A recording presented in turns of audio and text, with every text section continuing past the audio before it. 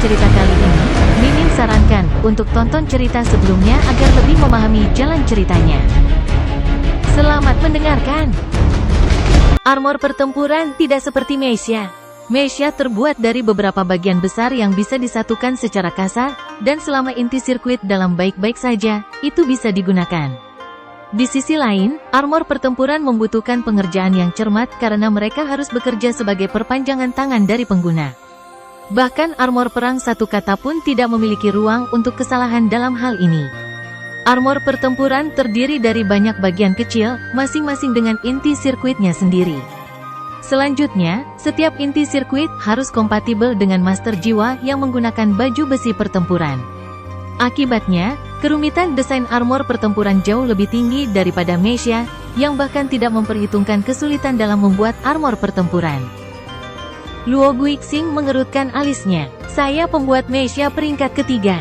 Sejujurnya, saya rasa saya tidak bisa membuat baju besi perang.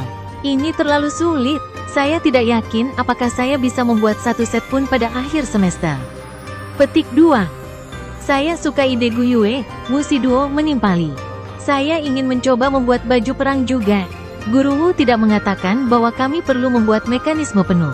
Bahkan jika masing-masing dari kita hanya memiliki satu set perlengkapan perang yang tidak lengkap dan bertarung melawan siswa lain yang akan menggunakan mecha, mengapa kita perlu takut?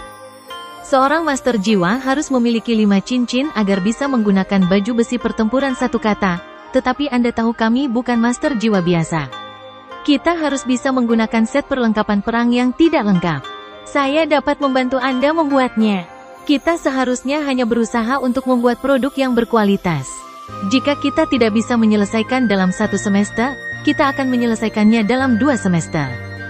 Jika saya tidak salah, kita mungkin akan mulai belajar bagaimana membuat armor perang di kelas 3. Menjadi master armor pertempuran satu kata adalah persyaratan untuk lulus. Kita harus mulai meletakkan dasar yang kokoh untuk memasuki pelataran dalam sesegera mungkin. Petik 2. Luo Guixing memandang Tang Wulin. Bagaimana menurutmu, ketua kelas?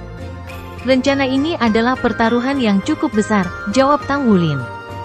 Wuxi Duo mengerutkan kening pada Tang Wulin, Guiyue menatapnya dengan mata menyala-nyala, dan Luo Guixing memberinya sedikit anggukan.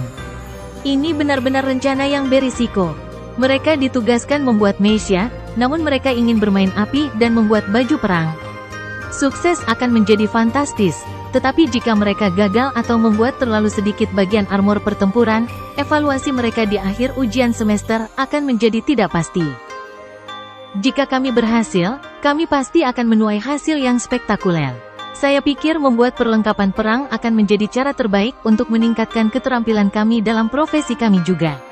Petik 2. Mata Tang Wulin bersinar dengan tekad saat dia mengepalkan tangannya. Dia tidak pernah menjadi orang yang mundur dari tantangan. Saya pikir kita harus mencobanya. Sejak dia membangunkan rumput Blue Silver yang lemah sebagai jiwa bela dirinya, Tang Wulin tidak punya pilihan selain berjalan dengan susah payah ke depan, bertahan sampai dia menemukan jalannya menuju kebesaran. Sekarang setelah seseorang muncul dengan sendirinya, dia akan menjadi idiot jika tidak mengambil risiko. Baik, mari kita mencobanya. Mata Luo Guixing bersinar dengan tekad seperti yang lainnya. Secara alami, dia memahami keuntungan membuat armor tempur mereka di kelas 1. Meskipun rencana ini merupakan tantangan, ini juga merupakan peluang. Tang Wulin menoleh ke Guiyue. Karena kita sudah memutuskan ini, kita harus mulai secepatnya. Kita membutuhkan tempat untuk membuat armor perang terlebih dahulu. Selain itu, kami harus merahasiakan apa yang kami lakukan. Bahkan para guru pun tidak bisa menciumnya. Kedua, saya akan membutuhkan Anda semua untuk memilih logam yang paling cocok untuk baju perang Anda. Kita tidak bisa menggunakan satu set lengkap baju besi perang seperti sekarang, jadi saya sarankan memilih satu logam untuk sementara. Dengan begitu, akan lebih sedikit kemungkinan komplikasi selama proses pembuatannya.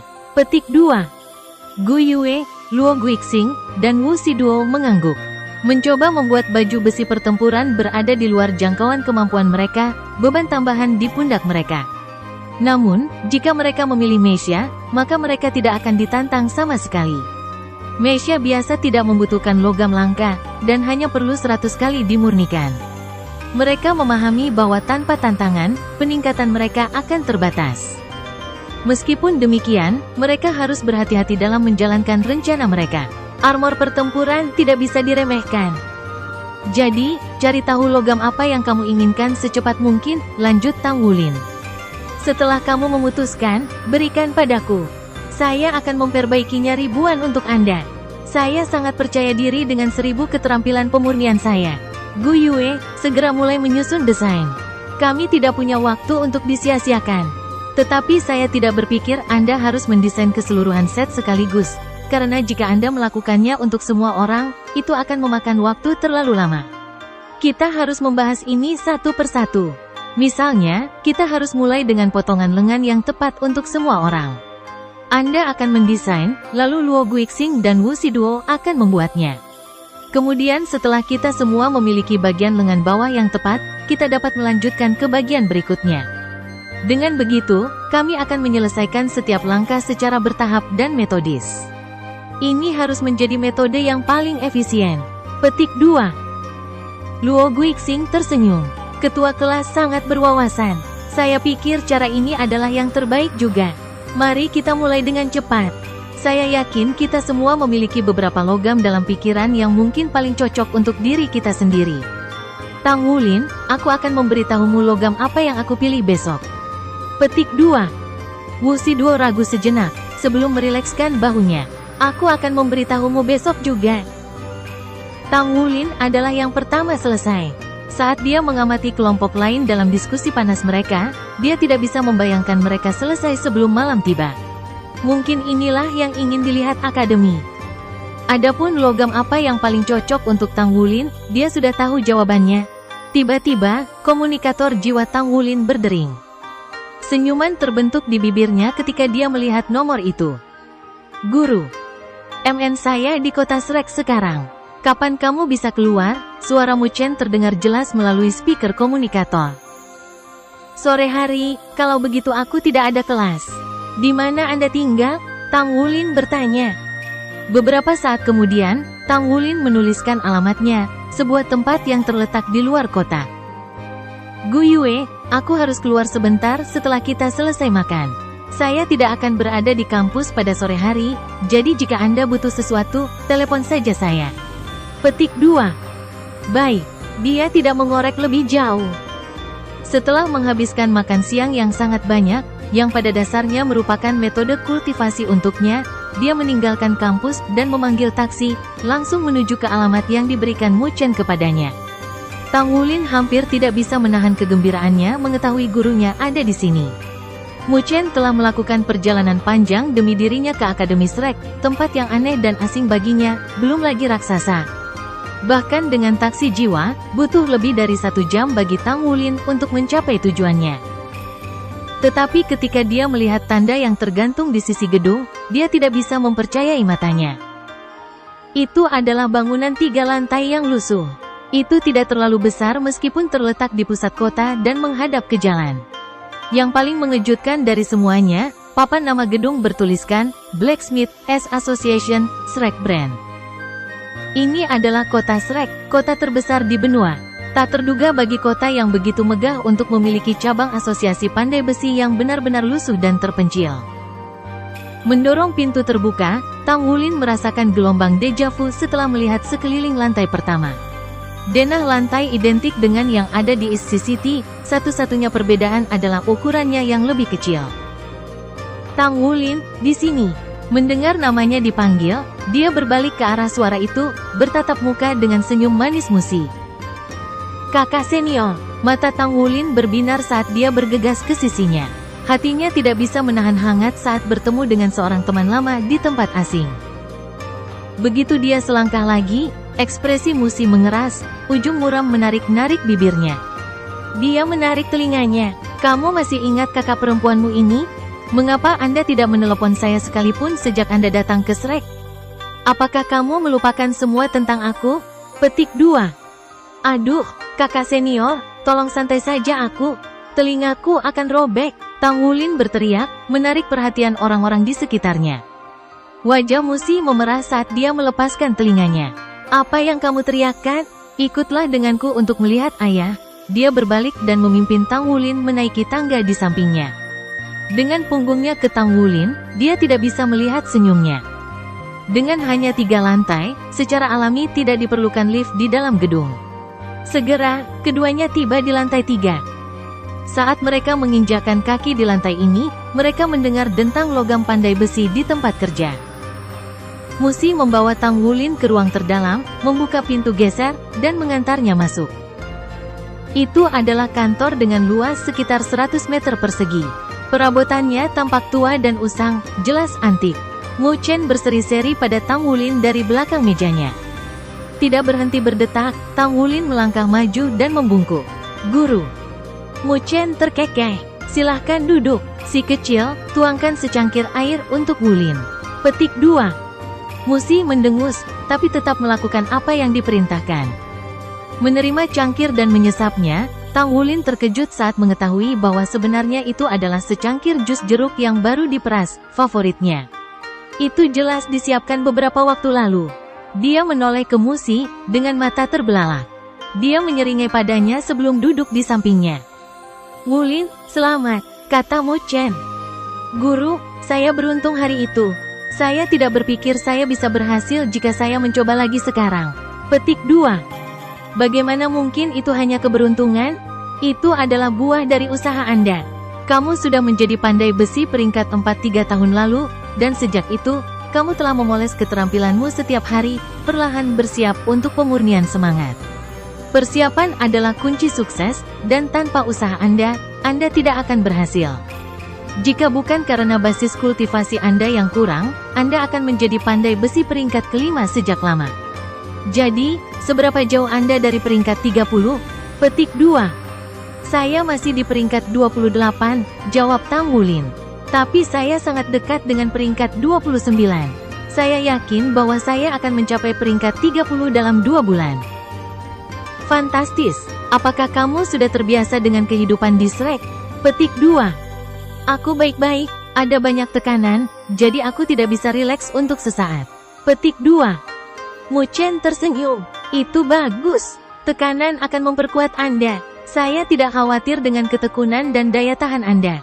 Selama Anda dapat terus meningkatkan kekuatan jiwa Anda pasti akan memiliki kesempatan untuk menjadi pandai besi ilahi di masa depan. Ingatlah untuk tidak pernah berpuas diri. Prioritas nomor 1 Anda saat ini adalah meningkatkan kekuatan jiwa Anda. Saya memiliki harapan bahwa Anda akan menjadi pandai besi suci sebelum ulang tahun Anda yang ke-20. Jika Anda melakukannya, maka Anda mungkin menjadi Divine Blacksmith pada usia 30. Petik 2. Hah, bukankah itu terlalu cepat? Tang Wulin tidak pernah menyangka gurunya memiliki harapan yang begitu tinggi untuknya. Mu Chen menggelengkan kepalanya. "Ini tidak terlalu cepat. Tubuh setiap orang mencapai puncaknya di usia 20-an. Bagi kami pandai besi, akan menjadi lebih sulit secara eksponensial untuk menyerang peringkat berikutnya setelah kami mencapai usia 30-an. Ambil Mang Tian misalnya. Dia menjadi pandai besi peringkat 5 di usia 40-an, jadi hampir tidak mungkin baginya untuk menjadi pandai besi suci.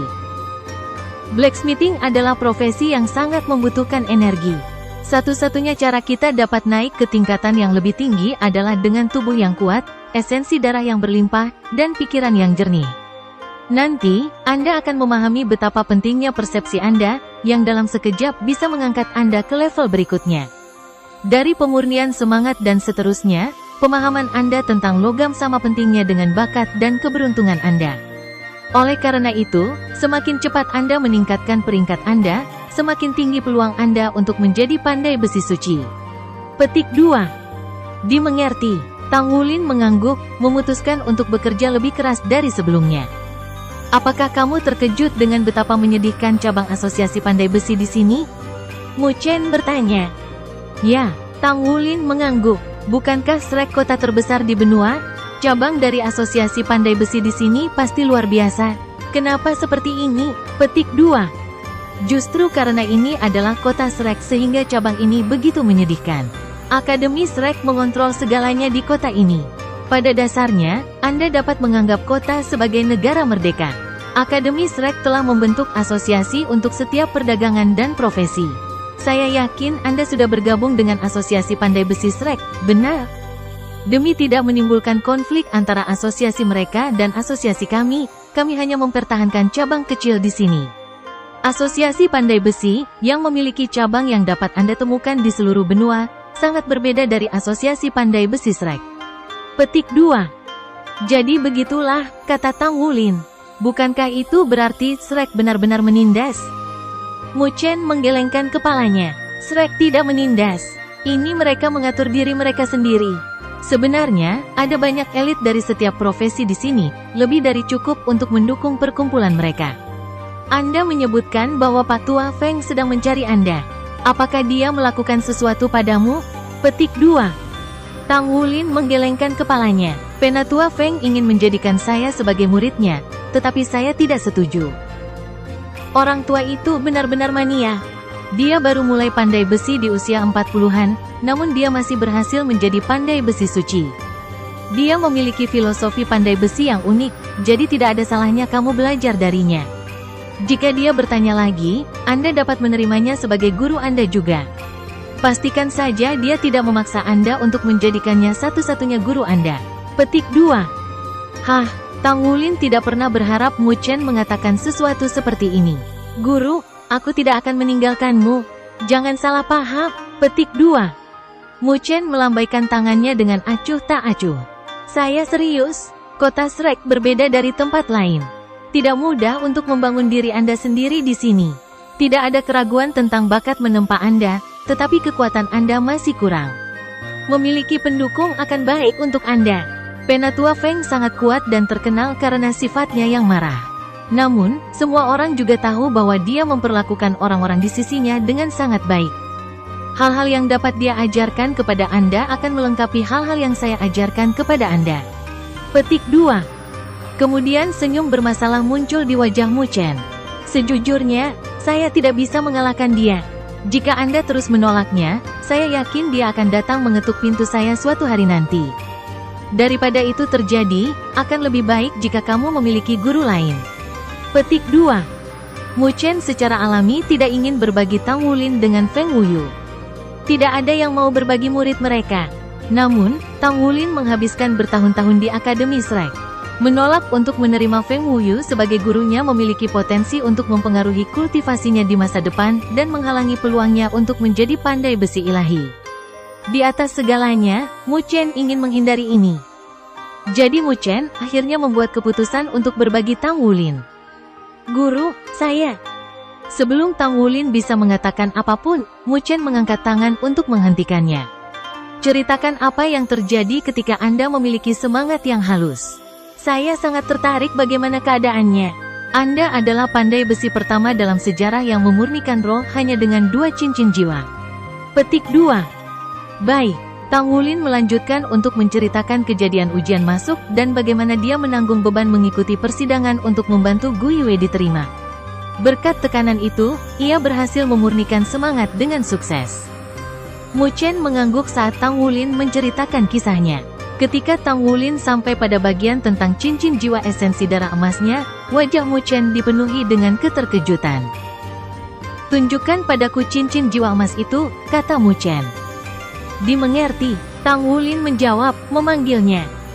Ini benar-benar berbeda dari cincin jiwa normal. Mu Chen memeriksa energi yang dipancarkan cincin jiwa emas, lengkap dan kekaguman di wajahnya. Dia adalah Saint Blacksmith peringkat 8 dan Sol Douluo 8 cincin. Meskipun dia tidak unggul dalam pertempuran, dia memiliki banyak pengetahuan tentang jiwa bela diri. Bahkan setelah memeras otaknya, dia tidak dapat mengingat apapun seperti cincin jiwa emas ini. Saya tidak percaya ini benar-benar ada. Saya belum pernah mendengar yang seperti itu. Petik 2. Akhirnya Mu Chen mengangguk pada dirinya sendiri. Tidak heran kau berhasil memperbaiki semangat. Itu semua berkat cincin jiwa yang aneh ini. Setelah Anda mendapatkan cincin jiwa ketiga Anda, segera temukan saya. Saya ingin melihat Anda memurnikan semangat. Petik 2. Ya guru, oh benar, ada sesuatu yang ingin saya diskusikan dengan Anda. Petik 2. Tang Wulin kemudian mulai menjelaskan rencana kelompoknya untuk membuat baju besi perang. Dia yakin bahwa Mu Chen, sebagai Saint Blacksmith, pasti menghasilkan banyak logam untuk baju besi pertempuran sebelumnya, yang berarti bahwa dia akan berpengalaman membuat baju besi pertempuran.